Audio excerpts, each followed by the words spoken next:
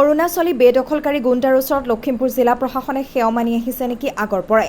2008-2009 চনত হাৰমতি আৰক্ষী চকীৰ অন্তৰ্গত গুমটুত অৰুণাচলী অস্ত্ৰ শস্ত্ৰৰে আক্ৰমণ কৰি বহুদূৰ আগুৱাই আহি অসমৰ মাটি বেদখল কৰিলে তেতিয়াও লখিমপুৰ জিলা আৰক্ষী আৰু বন বিভাগে সেৱা মানিলে আজিও একেই অসমৰ মাটি অৰুণাচলীয়ে বেদখল কৰি একলেণ্ড পৰ্যন্ত বনালে চাহ পুলি ৰুলে তথাপি খবৰ ল'বলৈ আহৰি নোপোৱা লখিমপুৰ জিলাৰ ব্যাকুম বন বিভাগটোৱে আজি সাৰ পাই আহিল উচ্ছেদৰ বাবে কিন্তু অৰুণাচলীৰ চকুৰ সন্মুখত তিষ্ঠি থাকিব নোৱাৰি পিছ হুহুকা দিলে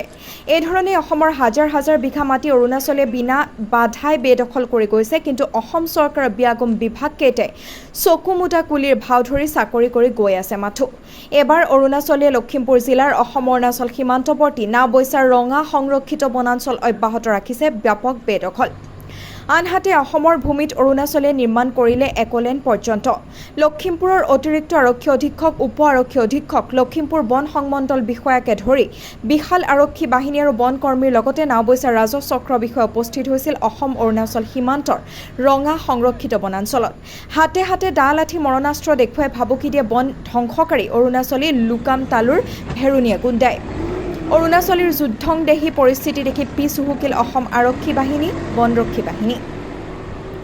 উল্লেখযোগ্য যে লখিমপুৰ জিলা প্ৰশাসনক বুঢ়া আঙুলি দেখুৱাই লুকাম তালুৱে সেউজীয়া ৰঙা বনাঞ্চলৰ গছ-গছনি কাটি তহিলং কৰি একলেণ্ড নিৰ্মাণ কৰাৰ লগতে চাহৰ পুলি ৰোপলৈ শ বিঘা মাটিত জেচিবি লগাই গছ বন কাটি তহিলং কৰিলে বিগত 2023 বৰ্ষত উক্ত এলেকাত অৰুণাচলে পুলি বাগান নিষেধ কৰাৰ উপৰিও অসমৰ বন বিভাগৰ ওপৰত আক্ৰমণ চলাইছিল অৰুণাচলীৰ এই আগ্ৰাসন আৰু বেদখল লখিমপুৰ জিলা প্ৰশাসনে সেই সময়ত বন্ধ কৰিছিল যদিও চলিত বৰ্ষত পুনৰ উক্ত বনাঞ্চলৰ ভূমিতে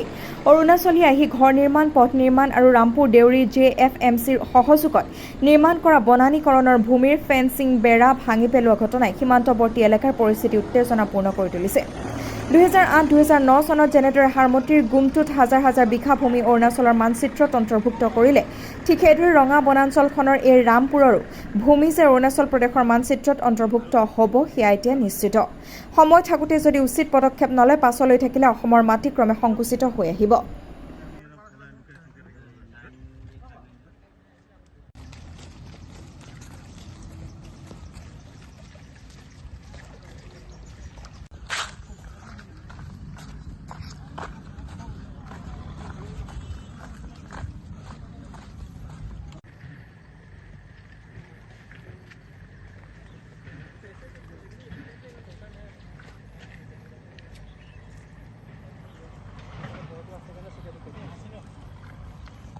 এইটো অসম চৰকাৰৰ তাৰমানে বৰ লজ্জাজনক ঘটনা এইটো তেওঁলোকক আঁঠু লৈ আহিব লগা হৈছে আজি অসম চৰকাৰৰ যিখিনি লখিমপুৰ জিলাৰ প্ৰশাসনিক বিষয়া অৰ্ধ সামৰিক বাহিনী আৰু পুলিচ বাহিনী এই বন বিভাগৰ বিষয়ববীয়া আৰু কৰ্মচাৰীসকল সকলো আজি কমেও 300-400 মান হ'ব নেকি গভৰ্ণমেণ্ট ইসকল কৰ্মচাৰী অৰ্ধ সামৰিক আৰু বেটেলিয়ান পুলিচ গোটেইটোৱে মিলাই কিন্তু তেওঁলোকে সেই 10-15 জন অৰুণাচলী মানুহৰ আঁঠু লৈ পেলাই তেওঁলোকে শৰণাপন্ন হৈ ঘূৰি আহিব লগা হ'ল এভেকশ্যন নকৰি উচ্ছেদ নকৰাকৈ বৰ লজ্জাজনক আমাৰ এইটো ৰাজ্যৰ কাৰণে বৰ অপমানজনক তাৰমানে বিষয় আৰু এইটো স্পষ্ট অসম চৰকাৰ কাম নাই আৰু লখিমপুৰ জিলা প্ৰশাসন কাম নাই আজিৰ যি সেই আমাৰ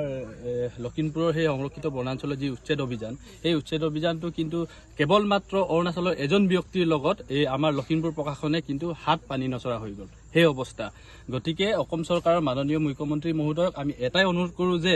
অতি শীঘ্ৰে সেই আপোনাৰ বিভাগৰ যি কৰ্মচাৰী সেই কৰ্মচাৰীৰ ওপৰত তদন্ত কৰি সেই যি বন ধ্বংস কাৰ্য সেই কাৰ্যক অতি সোনকালে বন্ধ কৰিবৰ কাৰণে আমি স্থানীয় ৰাইজে দাবী উত্থাপন কৰিছোঁ